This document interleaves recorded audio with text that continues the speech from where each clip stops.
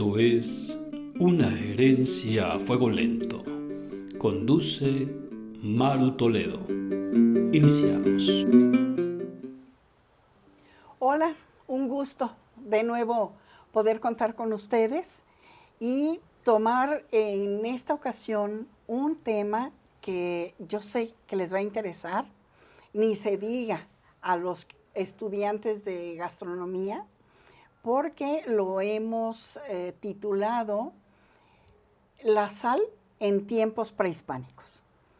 Algo que es esencial cuando pensamos en la cocina, en la gastronomía, porque como preparadores de los alimentos, pues hay un momento en el que decimos, ¿y ahora cómo sazonamos? ¿Qué le ponemos? Si no se utilizaban propiamente las especias que hoy conocemos, entonces que sí se usó. Y creo que esto nos da un pie maravilloso para comenzar a caminar en el tema de la cocina prehispánica. El día de hoy tengo como invitado a un amigo que de verdad quiero mucho, que tuve la oportunidad de conocer hace ya varios años, cuando comencé precisamente a escribir, a investigar para después escribir este libro. Bueno, aquí se los voy a poner un momentito, que es sobre Sayula, precisamente, que es comer y vivir en Sayula. Y como ustedes saben, Sayula tiene sus playas, de las que nos van a hablar enseguida. Y para presentar a mi querido amigo Mauricio. Gracias, Maru. Mauricio Munguía Anaya. Él claro que no me dio esto que les voy a mencionar ahorita. Él empezó muy correcto como él siempre es, pero debo yo añadir a esto que él me entregó, que es hijo de un cronista muy especial de nuestro Jalisco, un señor que hizo muchísimo por toda nuestra historia y que además documentó mucho. Me estoy refiriendo al cronista Federico Munguía Cárdenas. Y pues él, como su hijo, ya saben, ama la cultura. En este caso, Mauricio es licenciado en Administración de Empresas y gestor cultural, convencido de que la cultura y las artes son el camino correcto para recomponer el mundo desde lo local, desde nuestro pueblo y desde lo que está a nuestro alcance. Bajo esa misma premisa, ha sido creador, ojo con esto, creador junto con Uri Espinosa de los Monteros y otros colaboradores del Festival Rulfiano de las Artes. Que además invita desde la trinchera ciudadana a la comunidad artística del mundo entero a involucrarse en una serie de eventos gratuitos y callejeros, porque la cultura somos y la hacemos todos, nos dice Mauricio. No es responsabilidad del gobierno y la hacemos en los sitios que son de todos, calles y jardines.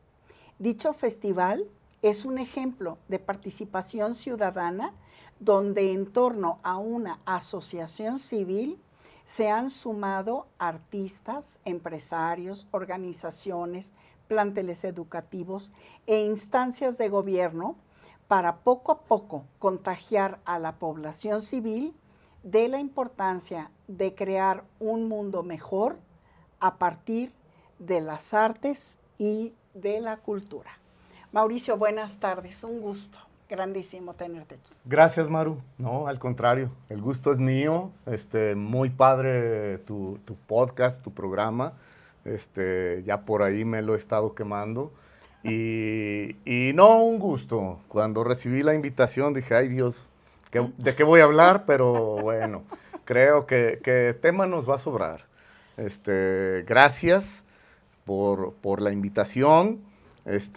Saber que sin ser yo un experto, pues algo podremos platicar de lo que queremos, ¿no? Creo que alguna vez me decía alguien que nadie tiene derecho, que no tiene uno el derecho de hablar de lo que no conoce y que para poder hacer una expresión y una comunicación certera, precisamente es hablar de lo que amas, ¿no? Y en este caso, bueno, hijo del gran don Federico Munguía Cárdenas, como lo mencionas, pues lo que vimos es una persona que amaba su tierra sobre todas las cosas, ¿no? Y eso nos da ese arraigo, nos da ese cariño, nos da esa curiosidad de hacer cosas en pro de nuestro pueblo local. Yo hablo en esta presentación de hacer cosas desde lo local. Yo creo mucho en descentralizar las cosas. De repente enfocar todo a que sea en la capital, en Guadalajara o en la Ciudad de México, creo que es encasillar a nuestro mundo a decir que son estas las ciudades importantes, y sí son, pero no son el centro del mundo. Creo que el desarrollo de la vida se da primordialmente en el campo, y que del campo van viniendo las personas luego a la ciudad por falta de oportunidades, por buscar sueños, por mil cosas, ¿no? Pero eso hace concentrar toda la economía, todas las decisiones en las ciudades, y creo que es a costa de descuidar lo local.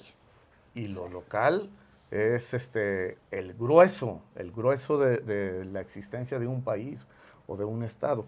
Entonces, por eso creemos que vale la pena impulsar desde donde vivimos, en este caso hablamos de Sayula, a hacer cosas, a rescatar cosas, a buscar que la gente hable, que la gente diga, que la gente aporte, y eso es fortalecer la cultura.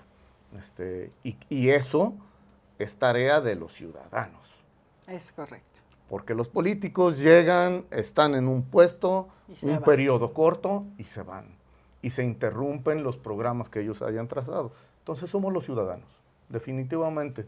Si no entendemos eso y no nos ponemos a hacer las cosas los ciudadanos, creo que es un principio mal trazado. Claro. Y bueno, aquí estamos viendo a ver qué aportamos a tu programa, con mucho gusto. No, pues muy agradecida. ¿Por dónde empezamos, Mauricio?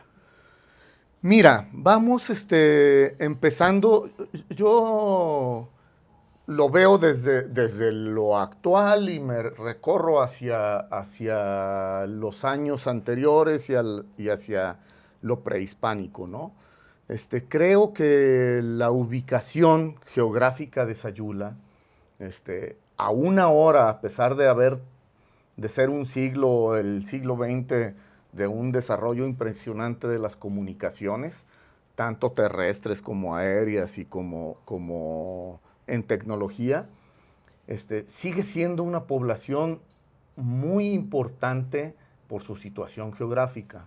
La cercanía a Guadalajara está exactamente situada entre dos capitales de estado, Colima y Guadalajara. A principios del siglo XX o a mediados del XIX, era un emporio económico la ciudad de Sayula, precisamente por esa ubicación.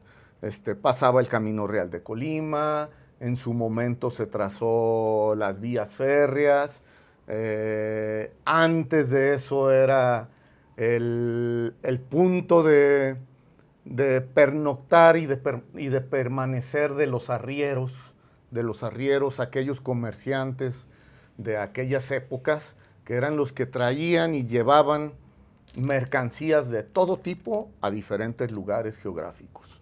Entonces, eso la hacía una ciudad muy importante, una ciudad en la que en su actual arquitectura todavía se echa de ver esa grandeza.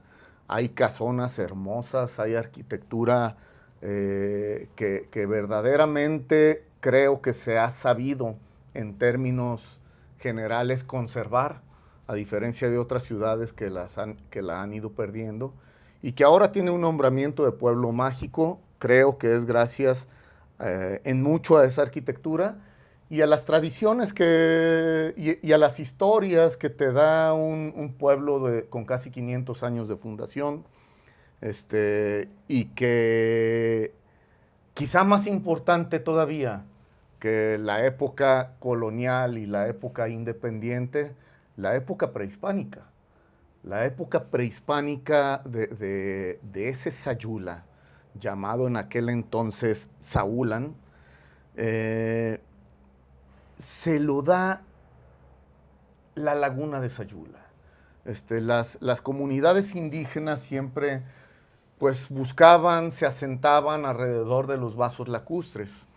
Y esos vasos lacustres, la laguna de Sayula era muy importante, no solamente por el agua que proveía, sino por la sal y el tequesquite, siendo la sal natural, la sal de tierra, tan importante, porque además pues de ser un ingrediente, como lo mencionas tú muy bien, fundamental en la cocina, además tenía otras propiedades, que es conservador de alimentos, y era una sociedad en la que el cambio, la moneda era el trueque.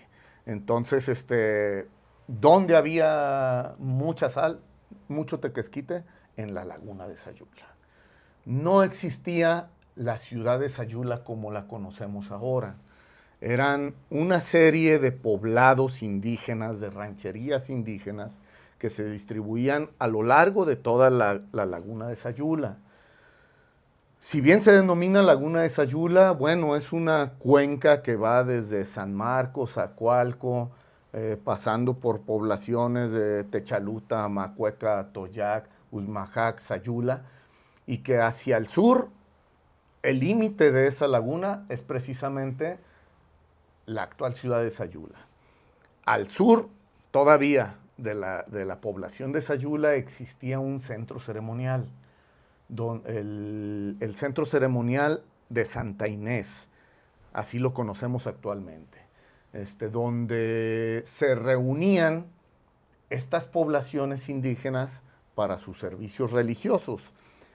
Ahí es donde a la llegada de los conquistadores empiezan ellos a aglutinar más gente y ven la importancia de esta zona en lo comercial y ven la necesidad de formar ahí una nueva ciudad.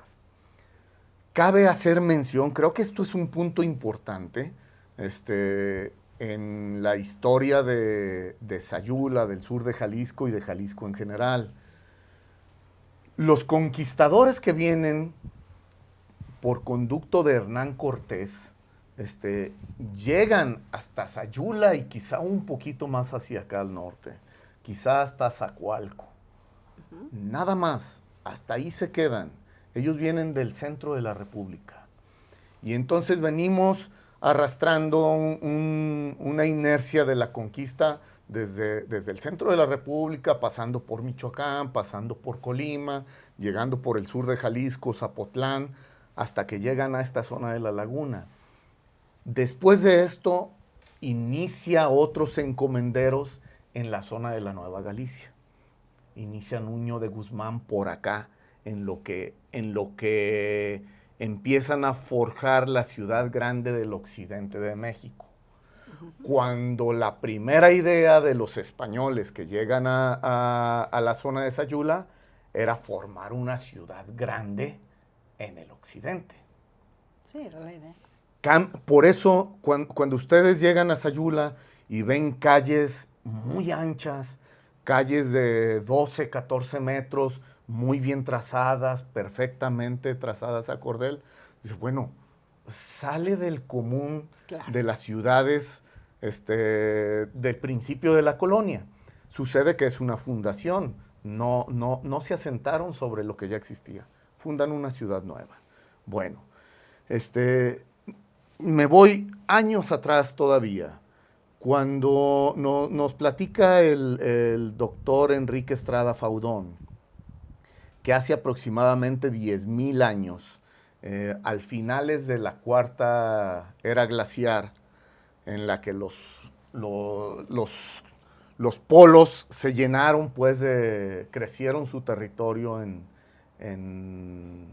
hielo. Ciertamente no llegaron hasta acá, pero sí causa una descompensación gigantesca en el mundo, y después que empieza la evaporación, vienen lluvias torrenciales por todo el territorio del mundo, y grandes regiones donde estaba más deprimido el territorio se vuelven lagos, y en el centro de lo que hoy es el estado de Jalisco se forma un lago gigantesco que se le llamó el mar prechapálico o el lago prechapálico. Este lago incluía desde luego la laguna de Sayula, la laguna de Zapotlán, Cajititlán, desde luego Chapala, Villa Corona, era un lago gigantesco. Parece que la parte más honda, hasta 400 metros de profundidad, era justo en lo que hoy es la laguna de Sayula.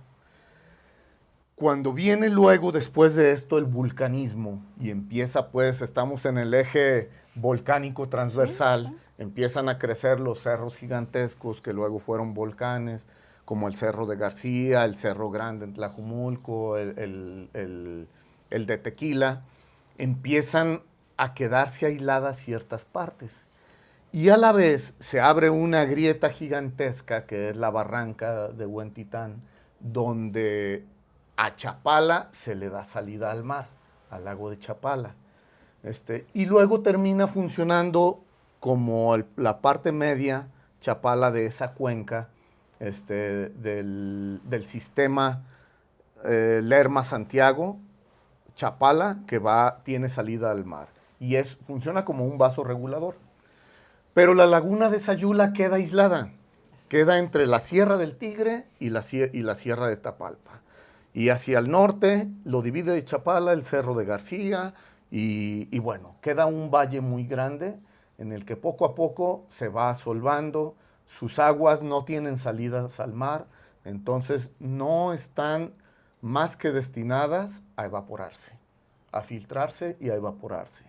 Y todo el material salino, todo el material mineral que hay en el suelo va saliendo, y a la hora de secarse, en temporada de secas,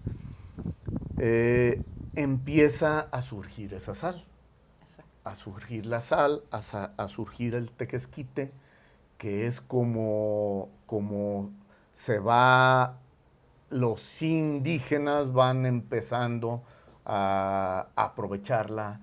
Es alimento, existen algunas especies vegetales como el romerito.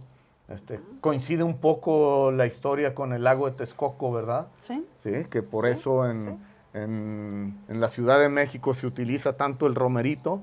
Acá no se aprecia tanto, tanto, al menos en la comida actual. Sí, pero ve tú a saber antes, ¿verdad? En la comida prehispánica, posiblemente seguramente sí. Vayan a usar. Entonces se vuelve una fuente de riqueza que a la hora que los conquistadores identifican eso, pues vénganos tu reino, ¿no? Sí. De aquí somos, empiezan a explotar, empiezan a crear ya con la grasa de cerdo jabones, empiezan a industrializar más lo que es el tequesquite. Y incluso para el ganado forrajero, y empiezan a cobrar y a utilizarlo incluso para el lavado para la minería, para el lavado de metales, de oro. De la plata. Amalgamarla. De la plata, la amalgaman. Entonces, bueno, se vuelve aquello una riqueza que luego viene a reforzar lo que decíamos hace un momento, ¿no? el centro económico de una parte muy importante de Occidente. Por otro lado, empieza también a desarrollarse la Guadalajara, que batalló en varias fundaciones. Empiezan a crecer la minería de Zacatecas, de Guanajuato, y deja de ser la única ruta la que traían los conquistadores de parte de Cortés y de parte de Alonso de Ábalos, que se llamaron los pueblos de Ábalos, ¿sí? Pero la provincia de Ábalos, desde la época prehispánica, tuvo una importancia gigantesca. Abarcó hasta una sexta parte de lo que hoy es el estado de Jalisco. Tuvo colindancia con Nayarit, con el actual territorio de Nayarit. De hecho, los pueblos de Jocotepec, los de Chapala, pertenecían a la provincia de Ábalos, ¿sí? Por ahí resguardamos trabajo de mi padre, que tiene un archivo importante del Supremo Tribunal de Justicia, con documentación desde 1615, y que estamos buscando la manera de estabilizarlo, de ponerlo en algún momento al servicio de las instituciones, de los investigadores, y todos los expedientes están por casi todo lo que es el estado de Jalisco. La sede administrativa, la sede económica, era la población de Sayula, precisamente. Súper importante siempre, desde siempre. Desde siempre. Sí. Creo que vino a menos, de repente otras poblaciones crecieron más, como Ciudad Guzmán, que se volvió y es una ciudad más importante en lo económico, en lo poblacional. Y yo digo, qué padre, qué bueno. Sí, qué bueno que nos dejen seguir siendo esa población cálida, pequeña, que conserva tradiciones, y que puja muy fuerte en el asunto cultural, y creo que en el turístico va hacia adelante. Sí, fíjate que ahora que comentas eso, pienso que de las investigaciones que he podido realizar, sin duda, Sayula ha sido el sitio en donde más personas defensoras de la cultura, del patrimonio, de las tradiciones, en todos aspectos, gente de verdad entregados en cuerpo y alma, sí, para preservar todo este patrimonio, tanto material como inmaterial. La realidad de las cosas es que está llena Sayula de personas ejemplares, cada quien en su línea, pero si hablamos de las cajetas de Sayula, por ejemplo, de la familia Lugo, ¿cuántos años tienen dedicados a la preservación de esta tradición? Y que cada año, a pesar de que, bueno, pues los mayores van falleciendo, pareciera que se fortalece todavía más las generaciones jóvenes. Sí. En los cuchillos Ojeda también, sí, o sea, toda una historia increíble de su dueño y demás, ¿no? Y así nos podemos ir con cada una de las diversas actividades que han dado mucho realce a Sayula. Entonces, o sea, uno desde afuera, siendo también jalisciense, claro, pero sí lo agradecemos muchísimo porque no es una labor sencilla. Son muchos años, de año con año, trabajar para favorecer todo este proceso, ¿no? Y retomando un poco lo de la sal, antes de irnos al corte, sí, tú mencionabas los romeritos. Y fíjate que cuando hice una entrevista acá me parece, si mal no recuerdo, que fue en Usmajac, y luego reforzada en Tamaliagua, me hablaban de estos romeritos que de repente cuando tienen más tiempo se endurecen. Ajá. Y entonces toman una importante saturación de sal. Ok. Y que sí se utilizaron para sazonar algunos caldos, que eran los puñitos, que además los tomaban con cuidado porque quedan, o sea, se hacen tan duros, efecto de la sal, que cortan. Okay. Entonces los trozan con cuidado y este puñito lo agregaban a diferentes preparaciones para que hirviera y modificara en buena medida el sazón de lo que estaban cocinando. Entonces, eso a mí me pareció increíble. Y que dentro de las salinas, o sea, todo lo que sí crece en las salinas. Ajá. Vamos a hacer una pausa, al fin que es rapidísimo, y volvemos. Maru Toledo le comparte una herencia a fuego lento. En un momento regresamos.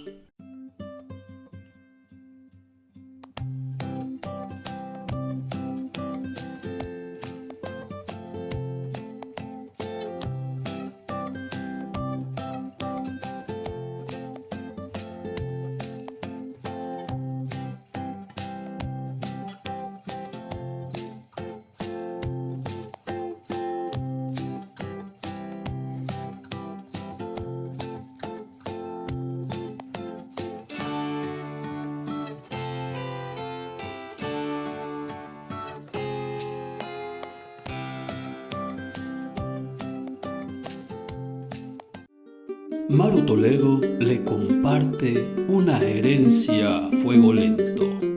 Continuamos. Vamos a seguir, pero ¿qué creen?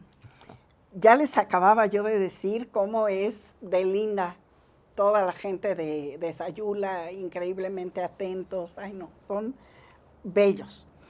Y miren, ¿qué creen? Me acaban de traer, Mauricio precisamente, una suculenta cajeta de Sayula, de las que son así que les ponen azuquitar y luego se las queman encima. Ay, Mauricio. Ni modo, Maru. Sorry. Ni modo, hay sacrificios que hay que hacer.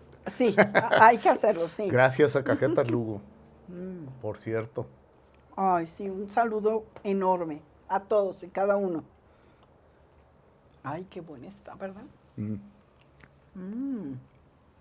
Delicioso, no se cansa uno de comerla. No, ni empalagan. Claro Aquí que no. lo voy a dejar y mientras tú me platicas, yo sigo comiendo. Muy bien. Cuando vayan a Sayula tienen que ir a Cajetas Lugo. Lo siento por nuestro amigo Robert que se le está antojando, se le está antojando, pero ahorita nos va a tener que esperar invitamos. hasta que terminemos. Pero sí, vayan, pruébenlas, van a ver, riquísimas. A ver, Mauricio, retomando un poquito, yo te quiero preguntar, se escucha decir de repente de algunas guerras que llegó a haber, y de hecho me lo llegó a comentar un arqueólogo, de las guerras que llegó a haber como consecuencia de quererse apropiar de las salinas. Ok. ¿Tú qué escuchaste de tu padre al respecto? Mira, yo creo que hay algo de controversia. Mi papá lo explicaba muy como era él, ¿no? Directo y de repente un tanto bronco. De repente, cuando empezaba a ver esta información en las páginas web, que tú buscas alguna monografía de Sayula y te topas que la información que allí se subió, y hablo de las páginas del gobierno del estado de Jalisco, hace algunos años, no la he revisado, no sé si permanezcan o no, y yo le decía, oye, pa, ¿qué onda con esto que mencionan sobre Sayula? Que tú siendo, pues, en ese entonces y en todo el siglo XX, al menos en la segunda mitad del siglo XX y los primeros años del XXI, el cronista, el investigador por excelencia, quien documentó todas esas cosas, buscando a los cronistas más antiguos que él, ¿no? Tú no mencionas nada de esto. ¿Qué ondas? Digo, aquí hablan de una guerra, de la guerra de la sal, de que vino el rey Colimán y que lo echaron a patadas y se dieron de catorrazos. Digo, y tú nunca te he escuchado platicar de eso. ¿Qué onda? Y ya nomás se reía. Dice, ay, Mauricio. Dice, lo digo a sabiendas de que, bueno, él ya no está y si hay algún error en aquello que él pensaba y alguien tenga que decirlo o defender lo contrario, justamente lo invoco a él. La historia es justamente para eso, para dejarlo por escrito y si hay documentos que rebatan a lo que ya está escrito, es una nueva versión o una recomposición de la historia, ¿no? Entonces, bajo esa premisa, no tengo empacho en decir lo que él decía. Dice, mira, en algún momento, algún gobernador que quiso pararse el cuello en cuestiones culturales de las cuales desde luego no era experto, le encargó a alguien que hiciera monografías sobre las diferentes regiones del estado. Dice, y alguien desde el escritorio se puso a inventar historias. Dice, y inventaron una historia que pareciera la guerra de Troya, que en realidad no está documentada. Hay muchísimas dudas, muchísimas críticas respecto a esa famosa guerra de la sal. Después, más adelante, en un librito que por ahí escribieron en un aniversario del periódico Saúlan en Sayula, es una serie de conferencias, es un análisis geográfico y social de la zona Zacualco-Sayula. Entre ellos, pues, grandes personalidades, ¿no? El doctor Enrique Estrada Faudón, Otto Schonduve, desde luego, don René Rivial de León, mi papá, son varios personajes. Mi papá fue el coordinador. Y menciona Otto precisamente sobre eso, sobre la guerra de las Salinas, que sí debió haber habido ciertas disputas. Sí llegaban los otomíes, luego llegaban de Colima, los colimotas venían con la intención del trueque y sí llegó a haber algunas disputas.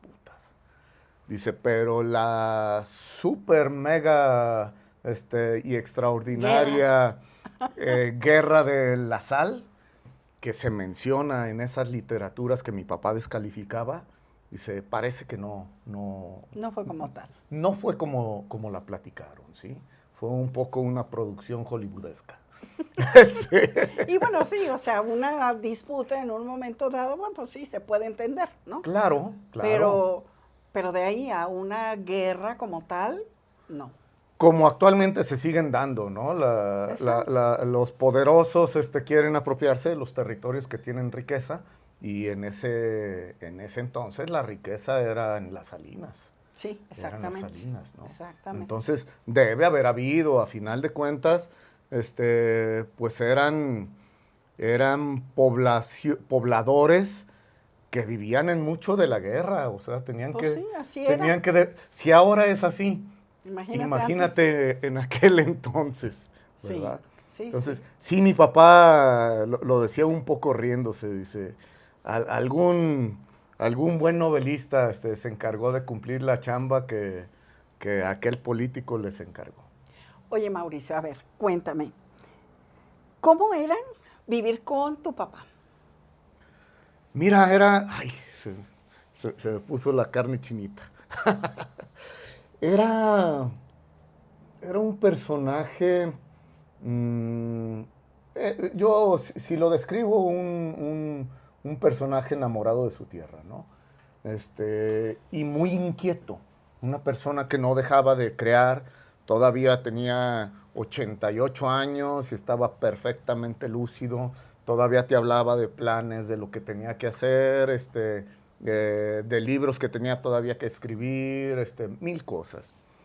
Y yo lo recuerdo, yo fui el menor de 7 hermanos, soy el menor de 7 hermanos, perdón, y bueno, pues mis hermanos a lo mejor ya fuera. No estoy ahí, por cierto, creo que fui pilón. Yo creo que todavía no llegabas. Yo creo que yo fui pilón, el no esperado. Porque aquí No estoy, está yo no hasta te mi veo. hasta mi hermana Cristina. Sí. Total que siendo yo el más chico, luego era mucho como su cómplice. Y me acuerdo que teníamos los domingos en la mañana expediciones a los pueblos de la región. Él contactaba a la gente que gustaba de hacer historia en cada pueblo, en Atoyac, Tocuitatlán, Techaluta, Amacueca, San Juanito, San Andrés, Zapotlán, Ferrería de Tula, en todos los pueblos de la región.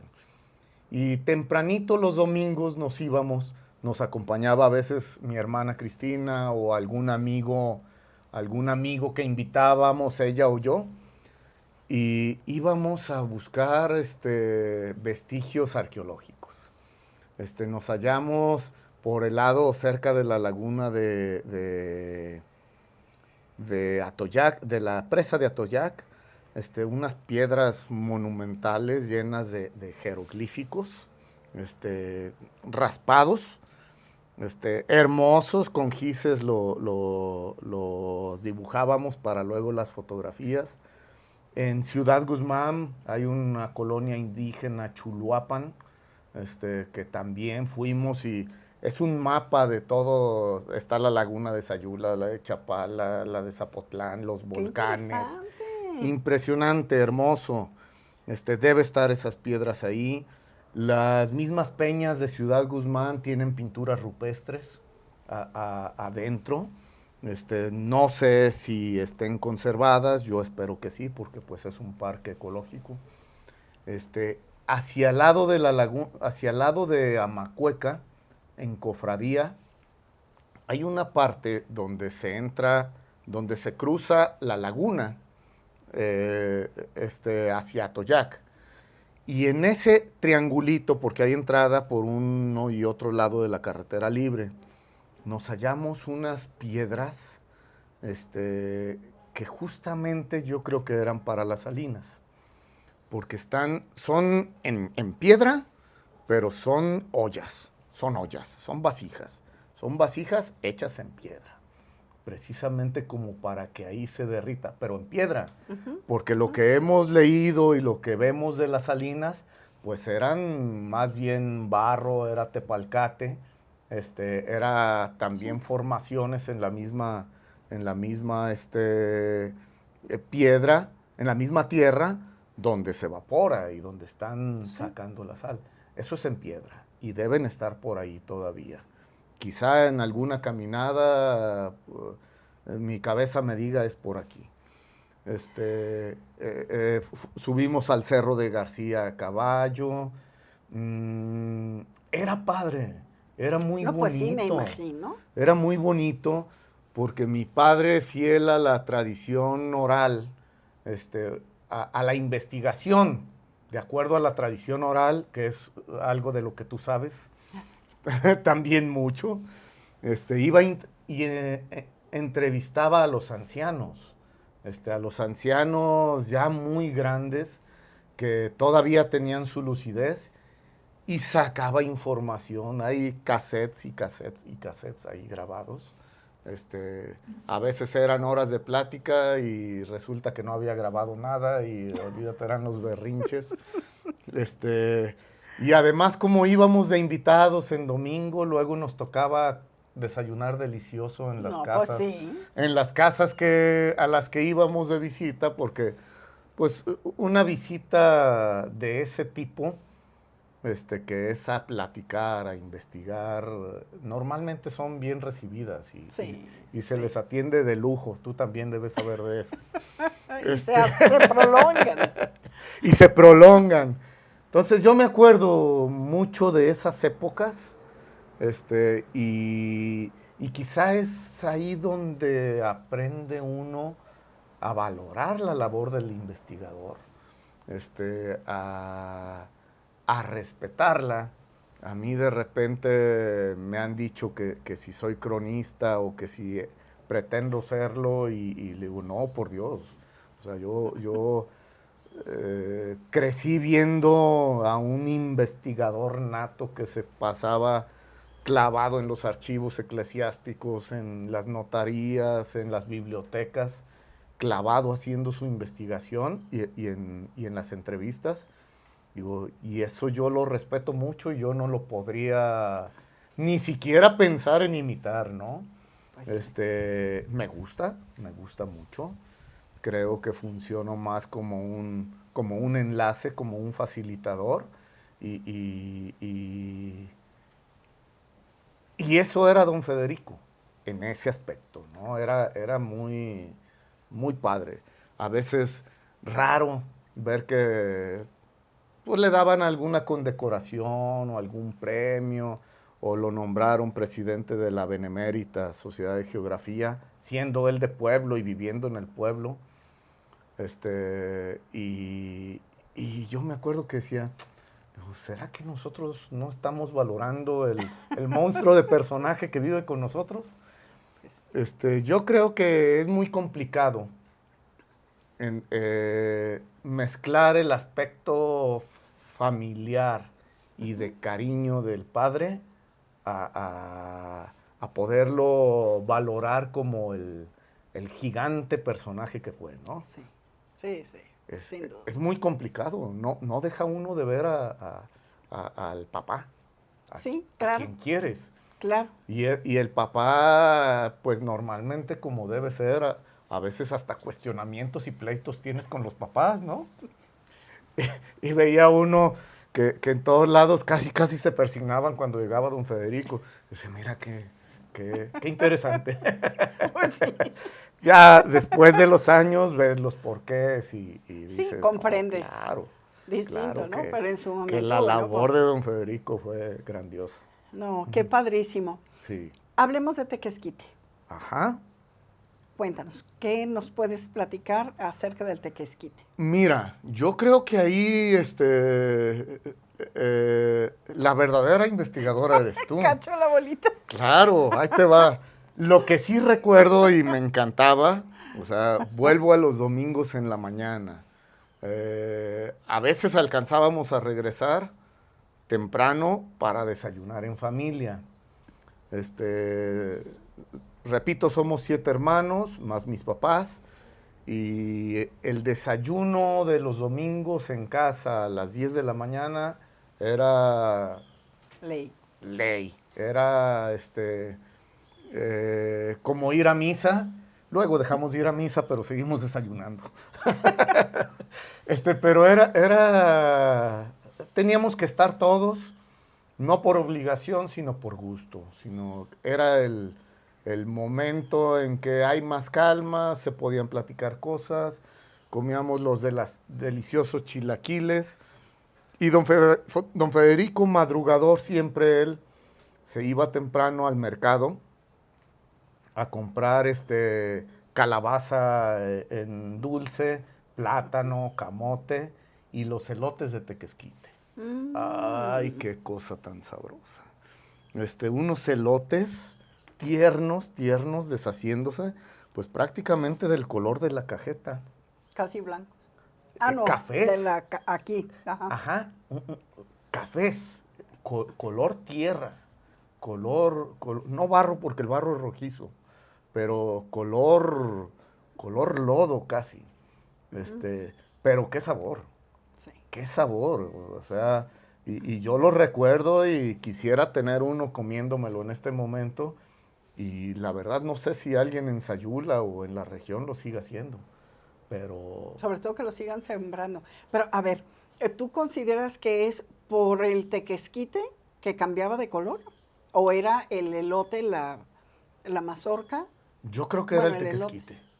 Yo creo ¿Crees que que era por eso? la forma de cocción. Sí, mira, el tequesquite, bueno, ya te voy a Ajá, contestar. no, ahora eres tú. Pero bueno, bueno, para empezar, el tequesquite, digamos que una salina, una vez que ya se termina la temporada, que viene ya de nuevo la temporada de lluvias y demás, pues se deja de procesar en ella o de obtener de ahí la sal. Entonces viene el tiempo de mucho sol y de que además se va secando Ujú. y en la parte de encima se forma, digamos, de una manera muy simple, una costra Una costra. que puede ser bastante gruesa.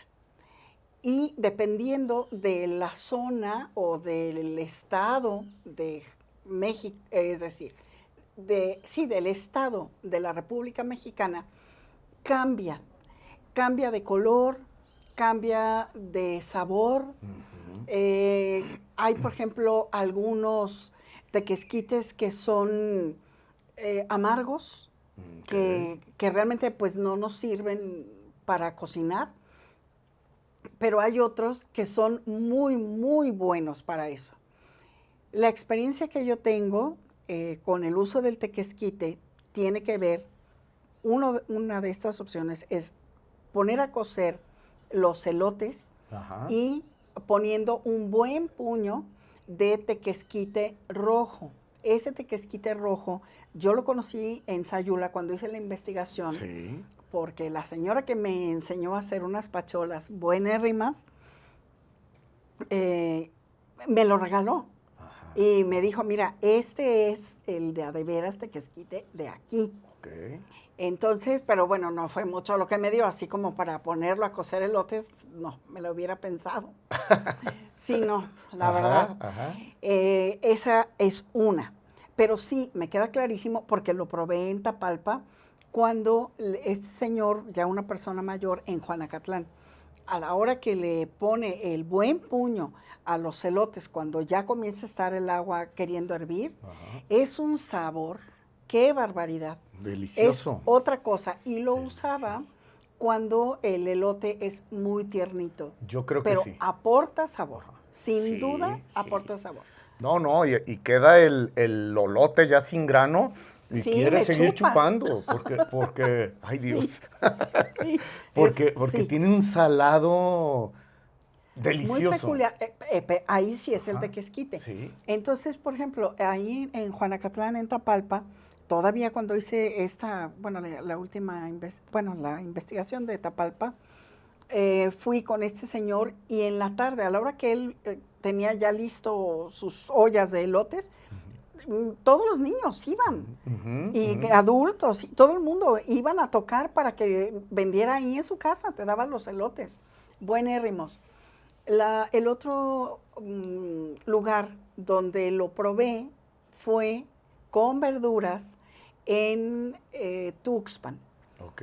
Y entonces ahí, sobre todo, los chayotes. No es una cosa Sí, bárbara. debo imaginar. Sí. Se pone los chayotes ya ya limpios y cuando está empezando a hervir el agua también es un muy buen puño lo que se le pone. En realidad no se le agrega ni sal, Eso porque supongo. el tequesquite como tal sala, ¿no? Sí. Entonces, esa es una opción, pero otro método que tenemos para usarlo en el caso de los chayotes es, vamos a tener agua calientita aparte. Y entonces ahí vamos a agregar el tequesquite. Lo dejamos que se asiente. Y cuando ya está caliente la olla con los chayotes, entonces echamos toda la parte líquida y quitamos el sedimento. Ajá. Y entonces esto se deja cocer y también, además, el tequesquite lo que hace es como formar una ligera costrita para proteger el chayote y la parte de adentro queda increíblemente suavecita. Entonces, ahí fue la siguiente vez que probé el tequesquite ya preparado, digamos, ¿no? Ajá. Y nosotros, por ejemplo, y la gente de antes también lo hacía, en los tamales. Okay. Porque algunos tipos de tequesquite, no todos, pero hay algunos que tienen esta función de leudar, o sea, de suavizar, de esponjar. Ok. Y como si fuera polvo para hornear. Ajá. Algo así. Entonces, bueno, este tequesquite se hierve con unas cáscaras de tomate, de la hoja, ¿no? Entonces, esto se hierve y lo mismo, se deja que se asiente y con la parte más líquida, digamos, Ajá. más transparente, es con lo que vamos a suavizar la masa de maíz. Ahí es como se integra. Exactamente, para que sea en una mayor cantidad. Ajá. Y digo, no nos va a quedar como si utilizáramos el polvo para hornear, pero sí definitivamente nos va a dar bastante más suavidad, ¿no? Entonces, sí son los 3 usos principales que yo conozco del tequesquite, ¿no? Pero sí es importante esto que mencionaba, que sepan que hay colores y hay sabores. La intensidad de la sal, por supuesto, dependiendo del estado de la República Mexicana, de donde sea, bueno, es distinto. Entonces, si tienen ocasión alguna vez en la vida de visitar varios estados de la República, sobre todo hacia el centro de México, sí pregunten por el tequesquite y compren un poco. Y ya luego en su casa pueden hacer esta comparación.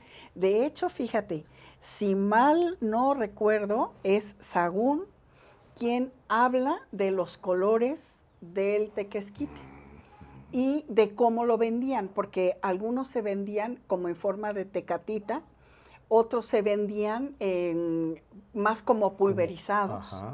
Entonces, pues sí tiene sus diferentes usos.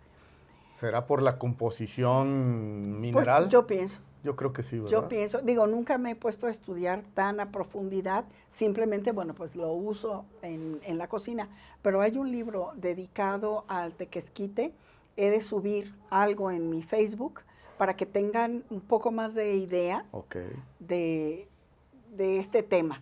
De todas formas, yo les recomiendo que si tienen oportunidad, vean o lean en este libro de Comer y Vivir en Sayula, que de hecho lo pueden encontrar en las cajeterías Lugo, sí. Ahí lo tienen.